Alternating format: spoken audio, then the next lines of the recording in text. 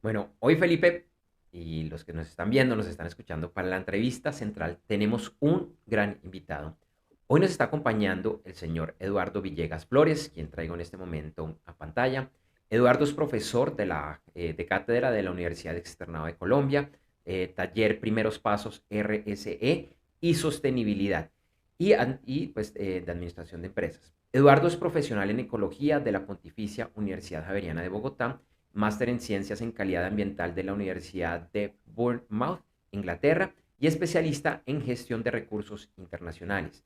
Tiene más de 15 años de experiencia profesional, ha desempeñado varios cargos en diferentes sectores, gobiernos, empresas, ONGs y multilaterales, la mayoría de estos enfocado en trabajar por la sostenibilidad ambiental, social y económica. Y hoy con Eduardo vamos a estar hablando del paradigma del cuidado como una herramienta para minimizar la crisis climática. Ok, bueno, Eduardo, nuevamente, pues bienvenido y muchas gracias por aceptar la invitación. Y ya para entrar en materia, entonces, la primera pregunta de nuestra entrevista, ¿qué es el paradigma del cuidado y cuál es su relación con la crisis climática? Felipe, Andrés, muchísimas gracias por la invitación a este espacio de Gerentes 360. Eh, y para poder contestar a tu pregunta es importante que vayamos un poco atrás.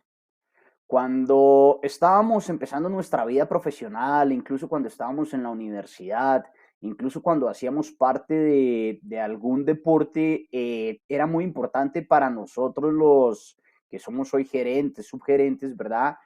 Alcanzar el triunfo, llegar de primeros, tener la casa más grande, tener el mejor trabajo, de pronto tener la novia más bonita. ¿Y a quién nos llevaba eso? A enmarcarnos en un paradigma del éxito. Soy exitoso si tengo tal cosa. Soy exitoso si consigo tal empleo. Soy exitoso si tengo el mejor carro del barrio. Soy exitoso si soy el goleador de mi equipo. Siempre pensando individual, individual e individualmente. Y ese pensamiento de individualidad, ¿a qué nos ha traído? Nos ha traído a que estemos afrontando hoy las crisis que tenemos, además de la crisis climática, una crisis en valores, unas crisis éticas y muchas otras crisis. Cuando empezamos a analizar el tema de vamos a trabajar, cómo vamos a trabajar, Leonardo Boff, filósofo brasilero, junto con Bernardo Toro, filósofo colombiano, con quien tuve la oportunidad de trabajar muchos años en la Fundación Avina, empezaron a desarrollar este tema del cuidado, del paradigma del cuidado. ¿Y hacia dónde va el paradigma del cuidado? Cuídeme yo, cuídeme a mí mismo, cuide de mi organismo, cuide de mis pensamientos, cuide de mi alimentación. ¿Para qué? Para luego poder cuidar de mi vecino, para luego poder cuidar de mi familia, para luego poder cuidar de mis hijos. Si yo no tengo la capacidad de cuidarme a mí mismo, si no tengo claro mi forma de vida, mis pensamientos, no voy a ser capaz de cuidar a mi hijo, no voy a ser capaz de cuidar a mi comunidad, a mi barrio. Y si ese barrio no es capaz de cuidarse a sí mismo, pues no va a tener la capacidad de cuidarse en su entorno, de cuidar su comunidad, de cuidar esos colectivos, esos espacios colectivos que nos llevan, ¿verdad?, a que entre todos nos cuidemos. Y cuando yo me cuido a mí mismo, cuando nos cuidamos como comunidad, cuando nos cuidamos como Estado, estamos empezando a tomar decisiones en pro de la comunidad, en pro de ese bien común. ¿Y qué quiere ese bien común? ¿Y cómo hoy aporta ese bien común a la crisis climática? Pues que entre todos vamos a empezar a generar acciones, ¿verdad? Donde todos tengamos que aportar algo para minimizar esa crisis climática. Es muy difícil para un Estado, es muy difícil para un país, es muy difícil para una región empezar a generar esas grandes acciones relacionadas con la mitigación de la crisis climática. Yo como persona, como Eduardo Villegas, puedo hacer cosas mínimas, el reciclar en mi casa, ¿verdad? El sembrar un par de árboles, el utilizar el servicio público, el montar en bicicleta. Pero si empezamos a sumarlas y a sumarlas y a sumarlas, vamos a lograr que que esa crisis climática por la que estamos viviendo hoy, ¿verdad?, se empiece a minimizar. con acciones colectivas, donde todos tengamos que aportar. ¿Y qué vamos a aportar? Vamos a aportar conocimiento, vamos a aportar recursos, vamos a aportar tiempo, vamos a aportar espacios, vamos a aportar miles de cosas que si no las tenemos todas en conjunto, no vamos a ser capaces como personas de cambiar eso. Y las dos noticias del día que mostraron hoy, interesantes, porque se decía, ya se toman algunas acciones en el gobierno de Estados Unidos y el tema de la restauración de los corales. Estoy seguro que eso, si no se trabaja colectivamente, no se va a lograr. Eduardo, una explicación muy clara. Es de estos temas que yo digo que son tan lógicos que por eso no. Bueno, lo que tú dices es tan lógico que no lo hacemos. Y precisamente en este tema, ¿qué son las redes de trabajo y cuál es la importancia de construir estas redes para el tema que tú nos estás explicando en este momento? eh, Excelente cómo se relaciona eso que veníamos conversando de la ética del cuidado. Yo terminaba diciendo y haciendo mención a las noticias que ustedes pusieron. Gobierno de Estados Unidos tomando decisiones para mitigar acciones climáticas, sobre todo el tema de las emisiones de CO2, ¿verdad? Restauración de arrecifes coralinos. Y para que pase eso, ¿yo qué tengo que hacer? Además de estar cuidándome a mí mismo, de cuidar a mis vecinos, de cuidarnos entre todos, tengo que construir redes de trabajo que le apunten a un objetivo común, a una promesa de valor, como se llamaba en una entidad que tuve el honor de trabajar. Y esa promesa de común, ¿cómo se construye? Se construye organizándonos.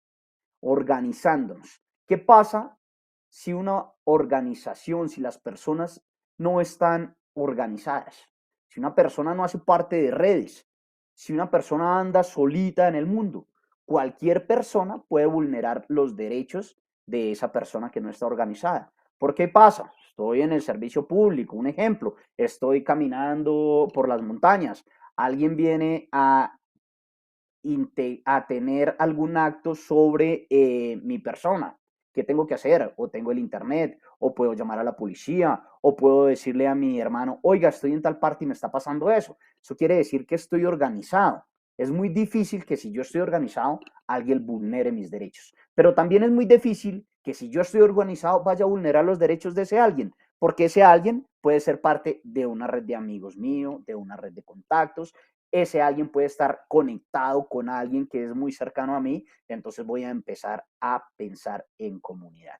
Y cuando nos organizamos, todos aportamos, todos tenemos algo que poner. Cuando todos aportamos, tenemos algo que poner y entre todos lo hacemos, vamos a cuidar nuestro resultado. Por eso la importancia de que como gerentes, como empresas de América Latina, como empresas alrededor del mundo, empecemos a trabajar ese colectivo. Es muy importante, sí, nuestros ingresos, totalmente de acuerdo. Es muy importante nuestras juntas directivas, espectacular, eso está muy bien y no vamos a dejarlo de lado. Pero también es muy importante que empecemos a mirar a esos grupos de interés que tenemos en nuestras diferentes empresas o stakeholders, como se llama.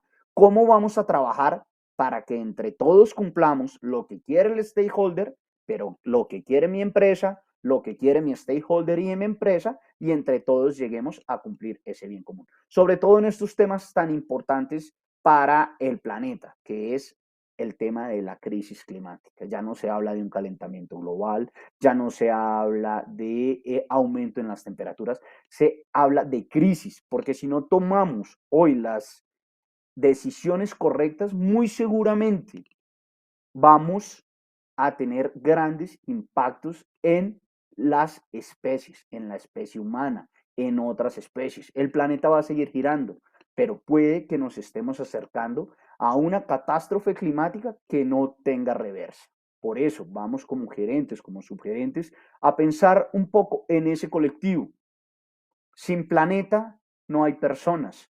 Sin personas no hay prosperidad. Sin prosperidad no hay alianzas. Y sin alianzas no hay paz. Vamos entre todos a construir ese colectivo y seguramente vamos a salir adelante.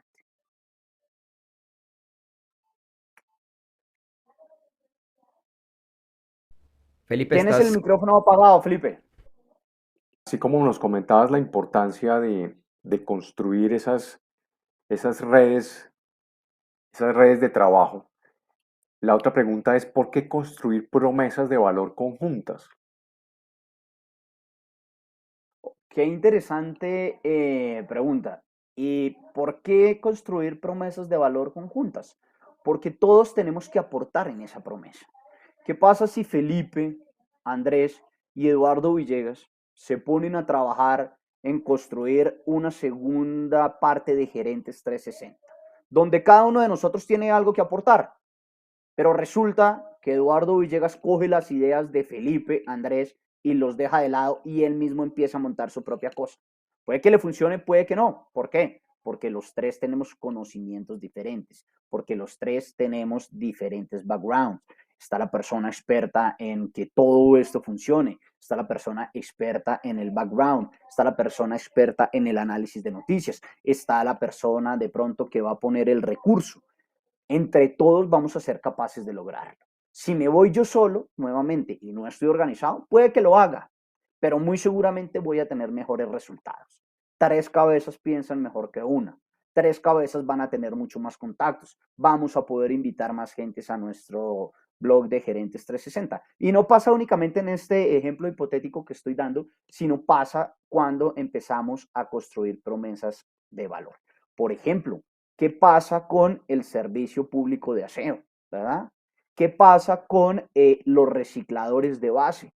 Hace mucho tiempo los recicladores de base eran vistos como una persona que recogía algunos materiales en la calle. Muchas veces los veíamos de mala manera. Muchas veces si yo veía al reciclador de base me cambiaba de acera porque generaban algún tipo de visión negativa. Hoy en muchas ciudades el reciclador de base, ¿verdad? Está formando parte de la prestación del servicio público de aseo. Se ve como un líder ambiental, se ve como esa persona que hace parte de ese ecosistema y me está prestando un servicio ambiental. Vamos entre todos a aportar por ese bien común. Eduardo, y ya como para empezar a darle cierre a esta entrevista, este tema es muy, muy interesante. Si nos puedes dar ejemplos reales, ejemplos de estas redes colaborativas. Claro, claro que sí, y hay bastantes y ejemplos con muy buenos resultados. Por ejemplo, como les decía en mi respuesta anterior, el tema de los recicladores. Hoy en América Latina existe una red latinoamericana, la red LACRE, donde recicladores de varios países, ¿verdad? Se juntan en esta red y empiezan a transmitir diferentes conocimientos. Y cuando empiezan a transmitir diferentes conocimientos, llegan esos conocimientos a diferentes países y se aplican esos conocimientos en diferentes países y es por eso que hoy en Colombia los recicladores de base en algunas ciudades hacen parte de la prestación pública de aseo. ¿Qué significa esto? Les están pagando por recolectar los residuos, además del beneficio que están generando esas organizaciones de vender el residuo. Otra red de trabajo muy interesante, ¿verdad? Son diferentes organizaciones de América Latina que se juntan a trabajar temas de conservación del bioma amazónico. Empiezan a generar sistemas de información geográfica para analizar todo el tema de incendios forestales, todo el tema de deforestación, depresiones a partir de la minería, depresiones de la extracción de recursos naturales y empiezan a generar nuevamente esas políticas que se aplican localmente, pero que vienen de una perspectiva global.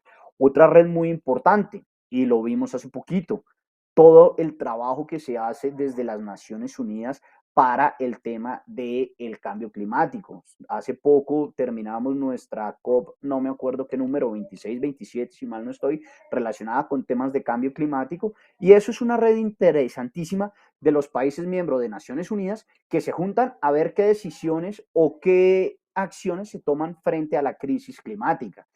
Podemos tener las redes de los colegios que trabajan en temas de deportes, los colegios que trabajan en otros temas, se juntan en redes que le apuntan a un bien común y están generando esa conciencia. Las redes de nuestros vecinos incluso son otro muy buen ejemplo.